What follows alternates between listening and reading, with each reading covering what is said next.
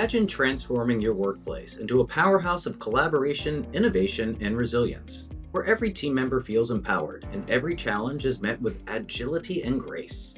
Today, we dive into the transformative power of Agile mindset, reveal the secrets behind successful Agile transformations, and share actionable insights that can reshape how your organization approaches work. So, welcome back to another episode of Software Without Borders, the podcast where we explore the edges of innovation in the software industry. I'm your co-host, Jarret Streiner, and with me is my co-host, the CEO of Accelerance, Andy Hilliard. And we welcome our very special guest who is known for his profound impact on the world of Agile transformation, Gil Broza. Gil is the founder of 3P Vantage Incorporated, an Agile coaching and consulting firm, and the author of several books, including The Agile Mindset and The Human Side of Agile. Gil Broza has been a cornerstone in the Agile community, helping over 100 organizations shift from traditional methodologies to Agile practices.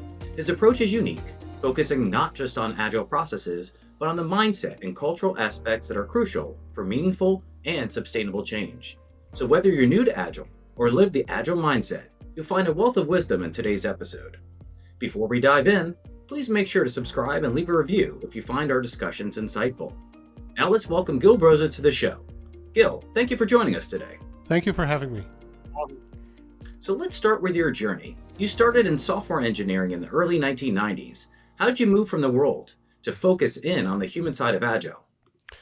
I started as a developer, became a senior developer, then I got into managing teams, and I found myself working with the individuals more than my predecessors did.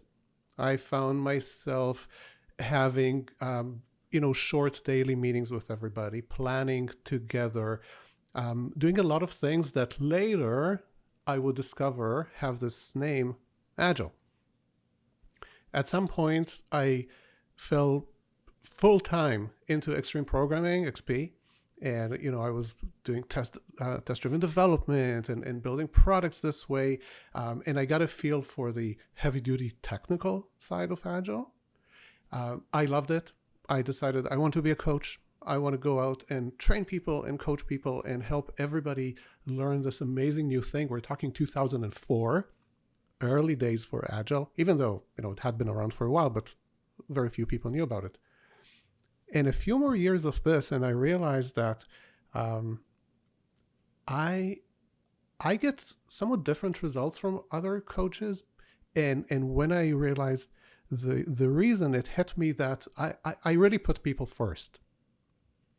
So yes, there's a lot to be said for an Agile process, for sure. And that's really what most people think about when they learn it, when they apply it, when they see how it's done. But there's all this invisible soft skills, subjective, between our ears type of thing. And I found that I was working more with that.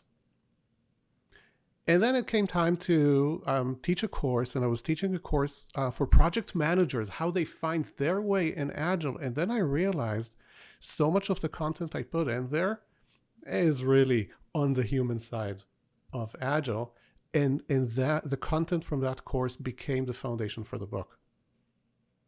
The book is called, as we said, The Human Side of Agile, because at the time, few people realized it had that side. To this day, not a lot of people realize this.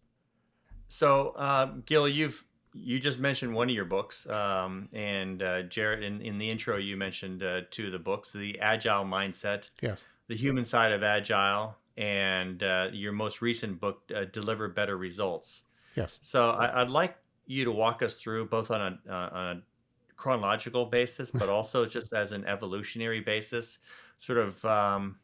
I'm assuming, and correct me if I'm wrong, that as you take this journey, you're trying to capture both the evolution of the reader's mindset and maybe the industry as a whole, yes, but also the evolution of Gil as you explore more and break it down more. So can you sort of walk us through the three books and sort of how all of that has evolved in your mind and how you've put it, onto the page?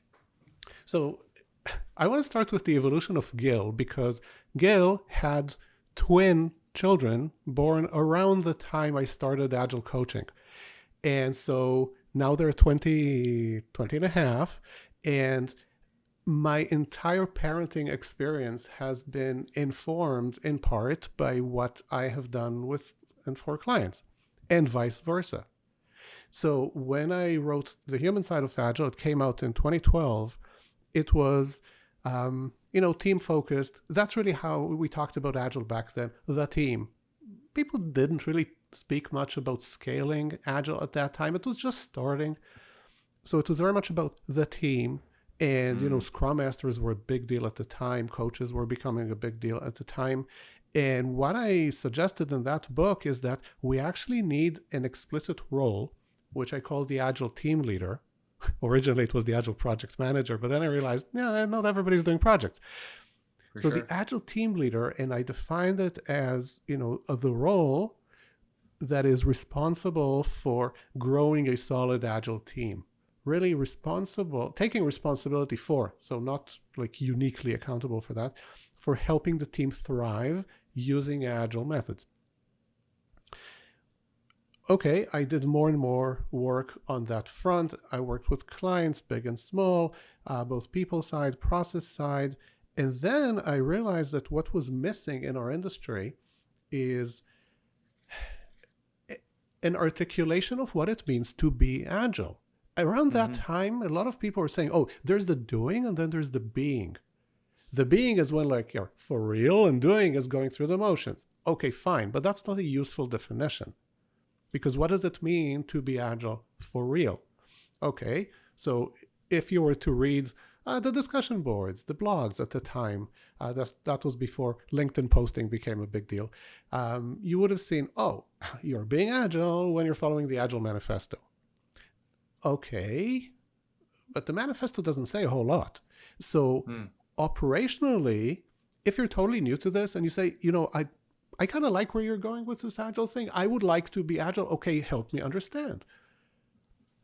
There was no good answer. The answer people would normally give is, well, you have this cross-functional team and you meet twice a week and you do those sprints and you stand up every day and you answer 3 questions and all the Scrum technicalities that may yield agility. Through my work, I realized that they don't necessarily do that. And also, they're not the only way to achieve agility. So I wrote the book called The Agile Mindset to explain what it's like to be Agile, not necessarily just in software, without saying Scrum, without saying sprints, without saying test-driven development. The book doesn't mention them in terms of, well, if you follow them, here's what you need to keep in mind for them to be effective. But it was meant to explain what this mysterious thing is that we've been, throwing around for 15 years, but couldn't really explain. Is that Agile mindset being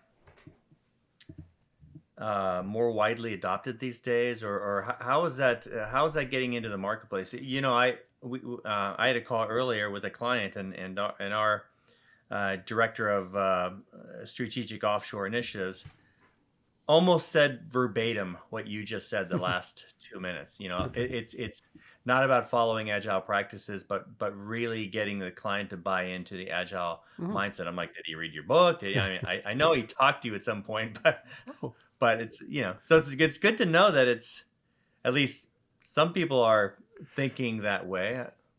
What do you think about how it's getting into the market? So look, I think it's definitely taking better hold, not as fast as I would expect it to. And the significance there is not, how fast I expect it to take hold. The important thing there is the gap between what people do and what they're hoping they'll achieve. Because what happens is you adopt a whole bunch of practices, right? So that's how the industry goes about it. You adopt a whole bunch of practices, but you don't necessarily realize what mindset makes them work, how yours currently is, and why yours with the new practices may not get the results you want. Sure. And in this type of situation, the gap is actually opening wider. So we have lots of organizations these days, and they are, they're doing continuous delivery. Fine.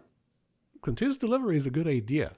if it is backed up by some intentional set of principles, not technical ones. The technical part is easily solvable, but some non-technical principles that make the whole thing safe to do, that make the whole thing desirable, that allow you to respond gracefully if you mess up.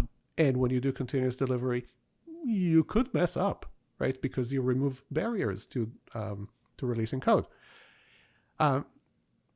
And so the problem that a lot of organizations have is that they've adopted a whole bunch of Agile stuff, but what they have is, and that's happening more and more in the last, I'm going to say, 3-4 years, like the whole tech boom that we had in the first 2 years of the pandemic, especially, is everybody's doing what they think is modern software development. There's bits and pieces from Scrum, from XP, from DevOps, from this and that.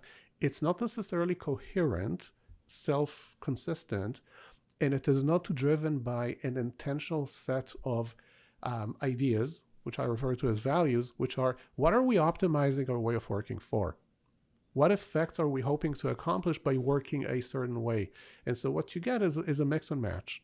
And the mix and match might work, but it also falls down very easily because it's not really supported by, I'm going to use the word again, intentional and also explicit set of ideas that leadership promotes and lives by and defends. So I'm going to hold myself back and hold Jarret back from jumping into, because this, it really begs the questions like, how do you measure this and how do you define it and how do you know when these things are happening? Mm-hmm. Intentional and self-consistent and, mm-hmm. other things you mentioned. But before we jump into there, I want to follow the thread of the evolution of your thinking and then of the marketplace between the Agile mindset, the human side of Agile, and also deliver better results. I want to just get that thread of sort of evolution thinking. Yes. Okay, so after the Mindset book came out in 2015, my business exploded, and I was teaching how to lead in Agile. I was teaching directors and VPs and executives, and that helped me, refine the message even more and, what needs emphasizing, what less. And then I realized that Agile in tech was kind of settling, but now there is interest outside of tech. And I found myself with clients in all walks of life. And also, even more so, the colleagues of the techies, like the marketing department in a product company. And I found myself helping them become Agile. And very quickly, I realized that my model of intentionally determining your way of working by starting, what are the values, beliefs, principles, that really works well for them. And often it remedies what they have experienced, and what they experienced before me is basically a copy paste from tech. So they looked at their colleagues, or maybe they had a coach or whatnot, who basically said, okay, here's Scrum, take it, apply it, let's say in marketing, and we're going to rename some things. And of course, there's some practices you can't do and all of that, but it was very much a copy paste.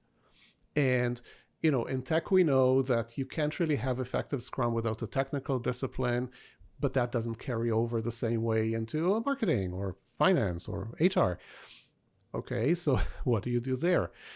So I wrote another book. It's called Agile for Non-Software Teams. Came out serendipitously, not just before the pandemic. So it got a lot of attention, and then the attention stopped. And it was very much about, if you are managing a group in a non-tech function or a company, how do you get started, and how you design an Agile way of working, how you sustain and evolve it. And what that also put forward is really this very reasoned and systematic way to design a way of working, period, whether it ends up looking like Agile or not. And this is something we didn't really have in the industry to begin with. What we have are plenty of models. There's Lean, there is Kanban, there is DevOps, there is Waterfall, there is just classical project management. There's a bunch, and you kind of pick one and you run with it, and maybe you mix and match whether that's good or not, but that's what you have. And what I put forward is really a way to say, okay, here's a methodical, rational way to rally a bunch of people to decide to work differently. Okay, so pandemic happened, and I worked with a few other clients and so on, and that's around the time that Agile started getting a beating in the industry, with lots of coaches getting fired and no more Scrum Master positions and contracts and all of that stuff. And what I realized is that maybe we are a little bit beyond the peak of the curve when it comes to Agile adoption, but companies don't have an alternative. Yeah. So when I talk to organizations and when I ask how things are, and maybe I hear, yeah, our executives, they're allergic to the word Agile at this point, or the team won't listen to this anymore, just let them work. Okay, fine. But how do they work?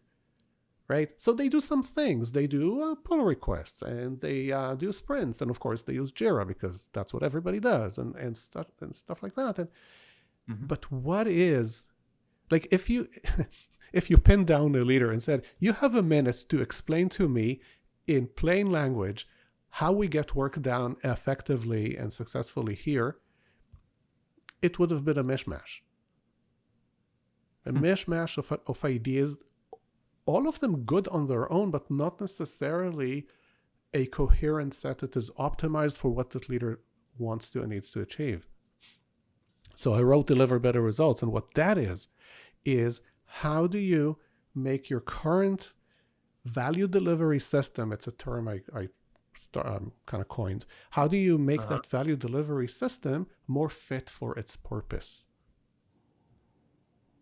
So the value delivery system is this whole construct of the people, the ICs, the management, all the decision makers, everybody who contributes to from idea to production. It's a whole bunch of people. Usually it's bigger than a team, smaller than the company.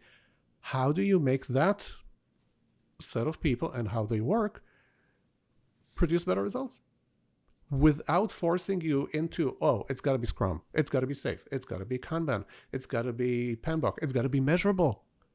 I came up with some measures, but they're generic. So that's the evolution, and that's where things are right now. And what's even up to this month current that I'm dealing with is actually uncovering this even more and saying, okay, I've given you a model. It's called Square. It's really the essence of the book, a model for making things better. If you're not convinced that you need to make things better, are you realizing the business impact of your way of working? And it turns out that the way that organizations go about producing products, whether in projects or not, has so many holes. Not just what we talked about, mindset and coherence, but just holes, and, it creates side effects, it creates waste, the fitness is not great. All of this has business impacts that translate to, lower revenue and less money left over for investment. And if your way of working is not optimal, and whoever has it optimal, it's actively costing the business. Sure. And you're actually in a bit of a vicious cycle because it will erode over time. And so the need, I believe, to, get up and do something about your way of working, make it better, is even more acute than people realize. That's the evolution. It's interesting. Yeah. It's interesting how you mentioned, Agile for marketing, and that was my intro. It was pre-pandemic. I was sitting at my desk, and one of the Scrum Masters came over and asked me to come sit in one of their sprints. I'm like, I've heard of this. I'm not 100% sure what you're talking about. And they had me come in the meeting, and I kind of sat like a fly on the wall. And then I had some actionable items for the next sprint. And I came in and I made sure it was like as tight as possible because I know it was, very short window. And I really kind of got into what they were doing and actually brought it back to the office was split, not on purpose, but it's just the way it was. And, I brought it back to the team. I'm like, the team on the other side is working in Agile. And I think we would benefit from trying to work with this.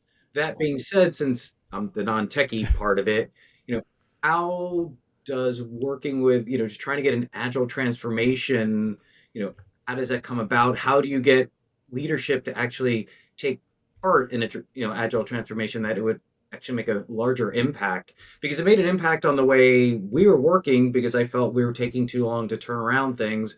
And if we could put them into an agile mindset and have a sprint and say, okay guys, we don't need to take 4.5 weeks to create a campaign, we should be able to do it in a 2-week sprint. They all looked at me like I was nuts, but we wind up doing it. And I brought one of the scrum masters over to go over and explain everything. But that's at a very small scale. But how do you get other companies to kind of look and open their eyes to being agile and transforming to that? So the first thing I say to leaders is really the target of improvement is a system. I mentioned value delivery system, and the word system is just shorthand for that. And what that means is that nobody succeeds on their own, and nobody makes a decision that does not have impacts to other colleagues. And in the agile space, the term value stream became really popular. SAFe made it popular. It's from Lean. Fine. Value streams, the way companies kind of define them, they tend to be comprehensive, kind of bigger than a Scrum team, and that's good. But the term itself is not good enough, because it subtly communicates that work only flows downstream. But when you do complex work, knowledge work, tech work, it doesn't work that way, because the decision made here will have impacts there, and you may not even realize that. Okay? So that's the first thing to do, to even be aware of the system. And this alone is so unusual for leaders, because the industry is used to managing things in silos. Product, engineering, Sure. Testing maybe separately, delivery separately, marketing separately. And of course that has merits and it optimizes for some things, but maybe not entirely for what we want to optimize for. And so the system actually crosses those boundaries. Okay, so second point about supporting transformations is, rather than think transformation, think about making it more fit for purpose. So what is the purpose? Well, the purpose is to help the company succeed, which means achieving its vision, achieving its objectives. So the vision is a bit more constant, the objectives change a bit more, fine. What would make the system achieve that? That is relative, that is contextual. So copy-pasting how others have achieved fitness is not going to be a winning strategy, right? Definitely. And that's what that's already a pitfall that people do by copying practices.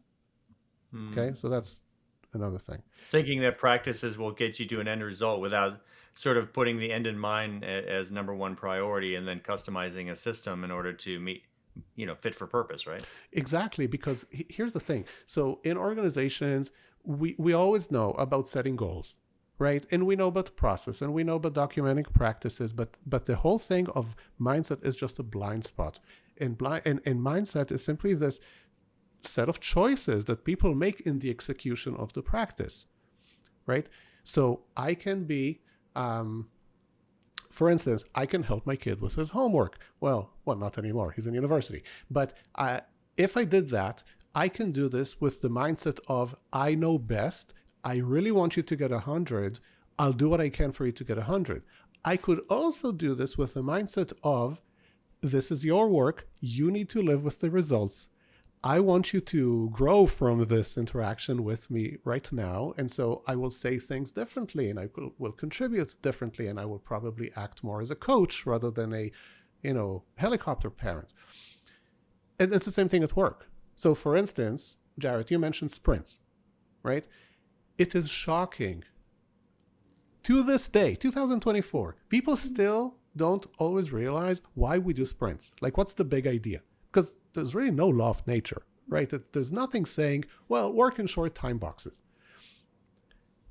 The goal is to give us opportunities to deploy, to provide value, to pivot, to review, to adjust. It's not a deadline. But if it gets implemented in a company that lives and dies by deadlines, then the sprints are simply a new form of deadline. And that will create a whole bunch of dysfunction, because people will cut corners to make the time box, or they will hide things. Yeah, there's no end to it. Yeah, for sure. Okay, so what else about transformations? Pursue holistic improvements, not isolated ones. Isolated ones is, for instance, when you have an engineering group take on things like, continuous delivery and maybe all sorts of, I don't know, pipelines and all sorts of, styles of code reviews or whatnot. Meanwhile, product, they do their own thing.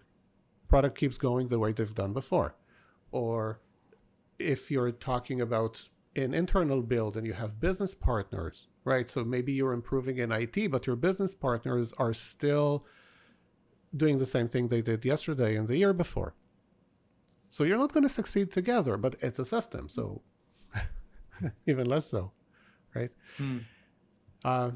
And the next thing I would say is to really go for sequential and incremental improvement, right? And transformation quite often is kind of done big bang, flip the switch, here's the rollout, we do a big kickoff, and here's the new way, and all of that. And well, it's too much for people, and it's too risky. It's hard to undo. There's so much wrong with, big bang transformation. So if you go for sequential and incremental improvement, it's more welcome, it's more effective, and it's more sustainable. And that's so Gil, let me ask a question about that, because that's my burning question here, is that sequential improvement or sequential maybe adoption, but at what point, who is measuring that groups of people that collaborate together are have sufficiently adopted by some level of definition an agile mindset and have adopted to some agreed upon definition of your value delivery system? Like, how does that incrementally get implemented and at the same time defined along the journey, so that you feel that people are sort of adopting it and aligned in this adoption? So there are two things here. One is there's the overall journey. The overall journey from we have something to we have good working agility, like actual agility. So in the book, I provide those, 10 strategies that will get you there. One of the early ones is you want to set up your way of working based on what is most appropriate for what you're trying to accomplish. If it ends up looking like, a bunch of Scrum teams, that's fine. If it ends up looking like one big happy family that every 2 days picks up the next thing to do, that's called fast agile, you can do that. Whatever it is, but you're very intentional about choosing the way to work, and it might turn out to align perfectly with agile or not. But here's the thing. Throughout the journey, as you implement those additional strategies that I recommend, you want to be acting more and more according to the mindset that you identified initially. For instance, we want to be more adaptive. By being more adaptive, we will be more successful. Or we want to be more collaborative in those situations where collaboration would actually be beneficial for us, because we think that will make us more successful. Here is exactly how. Okay. You can measure that. You can measure that as you go along by basically looking at what people actually do, how they actually behave, and seeing, does that align to this chosen mindset? Are these just open-ended questions? I mean, you can do when you say measure, I think hard quantitative measurements, but like, how do you actually get a measurement that everyone might agree to? Is like, I don't believe in your assumptions or determination of measurement. Your measurement is not my measurement. So here's the thing. If you're looking at agility, which is a way of working or a way of engaging, right? What you're really looking at are behaviors. How would you have hard and fast measurements of behavior? So what people do is they go with, like Likert scales and things like that say, to what extent are we being X? To what extent are we being collaborative? To what extent are we being adaptive? And the way I like to measure it, and it's really in the, like when I have a client for a longer period of time, and every couple of months I actually show them, like, here's my assessment of things. I do a how much and how well. Because you may be applying collaboration in just maybe half of your system right now, because the rest is they're just not there yet. They can't be there yet for whatever reason. Okay, so the how much is maybe half, but you do it really well. Okay, well, that's good to know. Yeah. And so there's, I use about a dozen different measures of actually acting on what we said we would do. So for instance, one of them can be, to what extent do we actually have good agile teamwork, right? And on that measure, by the way, a lot of companies would score really poorly because what they really have are work groups and not teams, but they call them teams, or those fancy words like pod and squad, but they're not actually teams. Just a bunch of people with the same backlog and boss, but that's it. Okay, so I look for evidence of people acting as a team. Now, if you don't want to rely on me doing this assessment, which I kind of do as I go along, just coaching people and talking to people, you can do a survey. And there's, a bunch of different survey tools nowadays that, you kind of send out, and your teams, they fill them in, and based on that, you get some numbers and whatever. You have that option too. Gil, you had mentioned earlier about cutting corners, and that kind of leads into, all those project lies like, oh, I'm 90% done. It'll be ready by the promised date, I promise. But how do companies avoid falling into that trap of knowing that they're in that agile mindset and window and things are moving a little bit quicker because they need to, but then you get into that, well, I'm almost there, or it works in my browser, those things where the testing isn't really complete and you're not really finishing up your projects. Okay, so So my post on the project lies came about as an example of vicious cycles that we get into in software development. And that is like one thing that every leader should be watching out for. Right, so we have this system of people and how they work, and there are all sorts of vicious cycles in there. Everybody knows the vicious cycle of quality, right? You cut corners in quality, and then it comes back to bite you, and you fix stuff, and it's too late, and your customers are not happy, and blah, blah, blah. And that just makes quality worse because you're always behind and all of that. So that's a vicious cycle. Project lies are actually a prime example for struggling with an agile mindset. Because really what happens there is when people are kind of get used to saying those things like, oh, it will be ready by the date, don't worry. Or this new feature, it works fine, right? All those problems will eventually come out. So then people will learn not to trust each other, okay? And so what do? That's the next step in that vicious cycle. The next step is they introduce process mechanisms to protect themselves and to protect the project, right? All sorts of reporting and nagging, and we call this accountability, but what we really mean is nagging and all of that. And you get all sorts of unhelpful behaviors appearing, like avoidance and blaming and complaining, and people saying, well, if I want it done right, I'll do it myself, and on and on and on. So what happens? Overhead.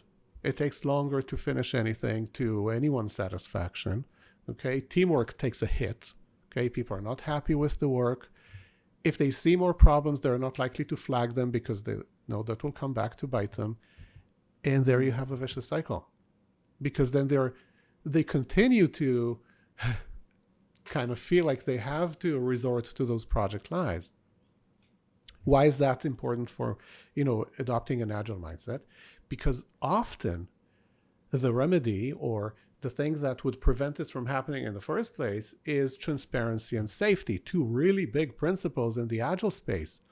And those are two principles that you don't see from the Scrum mechanics or the XP mechanics for that matter. Transparency, you kind of do because, the plans are out there and we meet every day and we see the plan and nobody's hiding anything. But that's not actually the meaning of transparency. So the transparency, the way I define it in the book, is having easy access to knowing why decisions get made the way they do.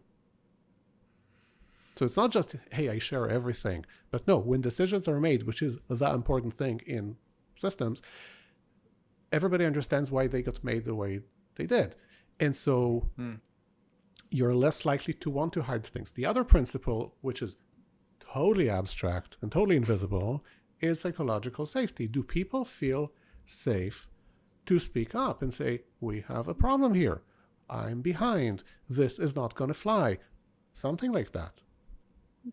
I actually had an interesting conversation yesterday with someone who kept bringing up courage. And I said, I don't use that word much, but I use safety.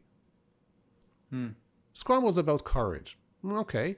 I think it was about courage because courage was very much about, you have to fight those corporate antibodies in order to get Scrum in there.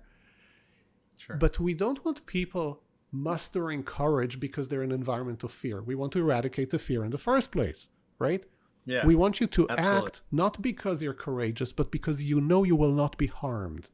It seems like that would work for some people, but courage would work for others, which is probably why it was brought up. Because I know a lot of people who really don't live in the world of safety seeking. They live in the world of proactive, courageous actions.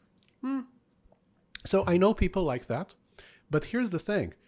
If you're a leader in an environment like this, I think it would behoove you to do what you can to establish and reinforce and increase safety as you go along. So it's for everybody else as well, right? Yeah. Not just for the few brave souls. Sure. No, that makes perfect sense. Yeah. No, I want to actually add one more thing to how this thing even comes to reflect on having Agile or not. Another answer to getting out of the trap of, we have unagile behaviors like those project lies is to really be clear and again, very transparent about what we're optimizing for. Again, that's the values question. And there should only be just a few of these things. So you might say, well, what we're really optimizing for here is hitting dates on time and on budget. Or we are here doing everything we can to maximize predictability. Or what we're optimizing for, and that could be an agency model, I don't know. We want to minimize our own risk, less so the customers, whatever it is. Anytime you have these as your optimization target, they will create behaviors and all sorts of cycles, and they will affect the system a certain way. If you don't want to call it mindset, call it paradigm. It's the same thing. That's what you'll get, and that's what you have to deal with. And if you want to shift the system toward being more fit for purpose, you might need to rethink your values. So what are you saying in terms of, how teams define what they are optimizing for? And then knowing that whatever that answer is, it'll affect the value delivery system and how it's adjusted for that purpose. Yeah. So I don't think it always starts with the teams defining it. I think it starts higher up, and at that level, where you have middle management or senior management who basically is there to make all the big risky decisions and the bets and whatnot and see the thing to success and all of that. They need to say, on the advice of everybody and with the team's buy-in, yes, but ultimately it's really what top leadership is there for, is to say we will be successful if we are X, and to do everything in their power to make sure that the environment acts in a way that works toward X. Do you think that what percentage of time are these definitions of optimizing for? How often do they drive the creation or the formation of a certain framework or agile mindset? Or is it more often that you apply a generic framework and it's somewhat optimized for any outcome, but not necessarily for one that's undefined? Well, if it were up to me, then everybody would be designing their way of working by starting with the question of what are we optimizing for? And then going with the question of, well, what are we assuming that justifies that and gives it context? Those are the beliefs. What happens instead, almost across the entire industry, everywhere, is that people go the other way. They start the other way by saying, here, I'm going to pick up this framework and it's supposed to get me this and that, but then it doesn't. It doesn't, because you haven't done the heavy lifting of what are we actually optimizing for right now. Practices alone won't change that.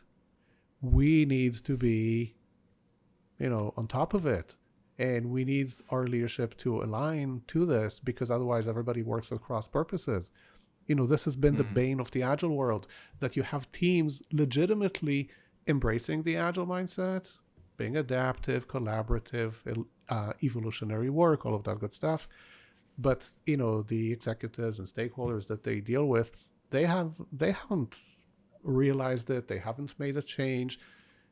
It's not so much that they don't want to, but quite often they're just not aware of just how deep it runs, and that if they want the org to succeed, they should probably do some changing themselves.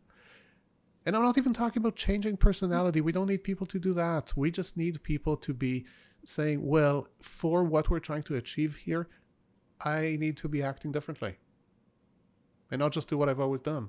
When clients engage you, why do they engage you? What do they hear different about you, and how much are they buying into this evolutionary sort of not mindset? I don't want to overkill, but this evolutionary thought process that you're getting across to them. And I assume that's one of the reasons why you took the word agile off of the new book, or didn't use it.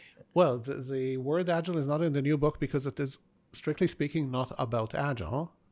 It is about a way of working that would be fit for purpose, which, to be fair, in our world nowadays kind of needs to be adaptive because the world moves crazy fast. It needs to be collaborative because our last remaining human advantage, thanks AI, is to think together collaboratively and all of that, right? So you can have, a system that's fit for purpose and kind of looks like agile and never use the word, and I'm totally fine with that. So to answer your first question, the typical client comes to me because they have some presumed agile going on. They have the teams. They definitely have Jira. They do backlogs. They do sprints. They do stand-ups. They write tickets. They do pull requests. Maybe even they build pipelines. But they say, but nothing's really different. We just have lots more meetings. People are not really loving the process, or they're actively hating it. Especially they like to hate the meetings, of course. We're supposed to be getting great engagement here. We're not saying that. We're supposed to get adaptation here. It's still painful. We're supposed to deliver customer value, but our customers are not reporting any more value than before. And what I know is that, this is totally about the way you choose to work. However, my solution is not, well, you're not doing Scrum right, or you're not doing Safe right, or you're not doing this right. No, it's to unpack what you have and see what the gap is between what would, theoretically, once we think about it, provide better success. Let's close that gap. So instead of theoretically, it becomes actually. And so, for just one example, just this week, I gave a training to a product company, 16 managers and directors. They've been using Agile for a while. They knew all the terms. They knew all the process stuff and whatever. But it was about taking it back to, why do things look like this? And if they don't work for us, what would we change so that's legitimately Agile? It was funny, actually, at the end of this course, which was very much for leaders, one of the directors said that he's been to plenty of Agile trainings, and this was the first one that did not mention Scrum, but still taught them how to be Agile, and specifically how to lead in an environment where we're being Agile, because people don't have that. They're totally missing it. Yes, they could read my book, but not everybody reads my book. Gil, is there, factoring in the ever-increasing globally distributed time zones, culture, second languages, all of that sort of thing, is there anything that is either beneficial or challenging in this way of thinking? And maybe there's a little bit of both, that maybe having some more fixed, defined, by the book approach to things might be more easily implementable with distributed teams, I, or what? I don't know that it matters in that regard. I think if you have distributed teams and limited windows for collaboration during the 24 hours or cultural differences or whatever, you're going to have to be more sensitive about it. Yes. But here's the thing. Implementing an agile process is easy. Okay? Implementing a process that is actually agile in terms of creating agility, that's the more difficult work. Sure. And so, yes, you can have it by the book as long as you write the book. Yeah. And in a lot of companies, they have this book. It's called a playbook. And in the companies that really get it, the playbook is not, here's your template for the user stories, and here's what you should write in every field.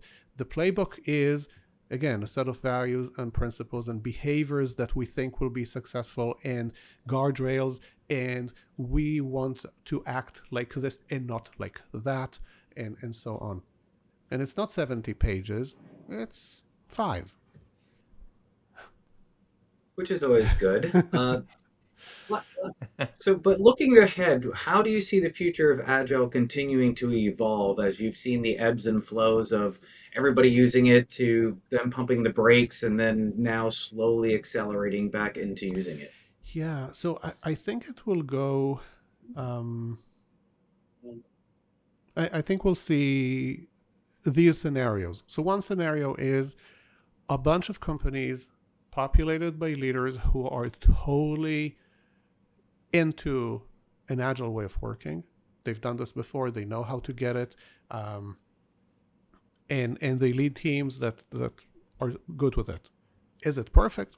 Probably not, because no organization is perfect. But they have it, and this is a very informed way of going forward. So I think we'll continue seeing that. So, for instance, the client I mentioned, that is their case. The director there and the VP of engineering, totally like this.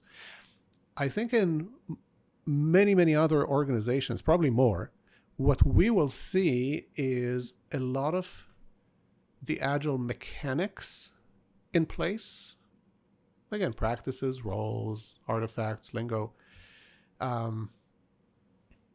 We will see some sort of attempt to act in a way that is suitable in the middle of this decade or the end of this decade. Again, adaptive, more collaborative, delivering value, actually solving problem.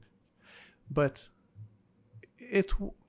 even though you might say, well, that kind of looks like agility, but nobody actually calls it that, thinks about it that way, or uses it as a body of knowledge for what else is in there that I can use to make things better for myself. Instead, they kind of plateau on, here's our way of working. It's sort of, okay. And the third is organizations that have totally soured on it and are just going back. So right now, there continues to be this backlash. It's all over LinkedIn, especially like the big financial institutions and other organizations that are saying, look, we've tried this forever. We've brought in, the supporting cast and whatever. It hasn't taken hold. We've had enough. Now, by my perspective, it's because they didn't quite solve it properly, and now they're blaming the wrong problem. So yes, they should have gotten the supporting cast, like the coaches and the scrum masters, but they should have really worked a lot more on changing leadership mindset and not just, fixing teams, because teams, again, are not usually the problem. And now they're misunderstanding the problem. And again, the problem is our executives continue to act the way they've always acted. And they're not seeing how that can be a problem. You see this in the funding model. You see this in road mapping and project portfolios that go way too far out, too detailed, too much of a straitjacket in how they move people around, still using that horrible term to refer to people, resources. It's everywhere. It hasn't gone away at all. By the way, I would add something else that I think has contributed to this. Agile is justifiably associated with lean. Okay?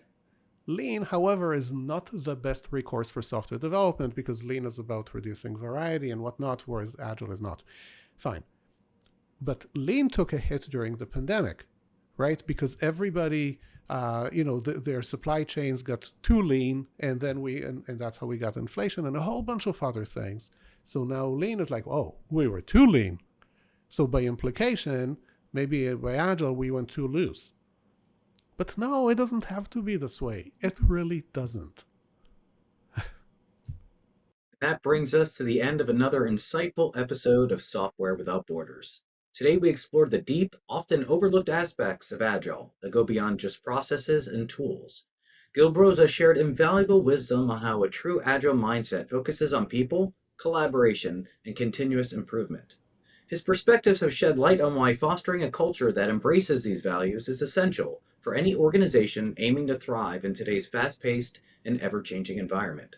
If there's one takeaway from this episode, it's that Agile is more than a methodology, it's a way of thinking that can transform how we work and interact.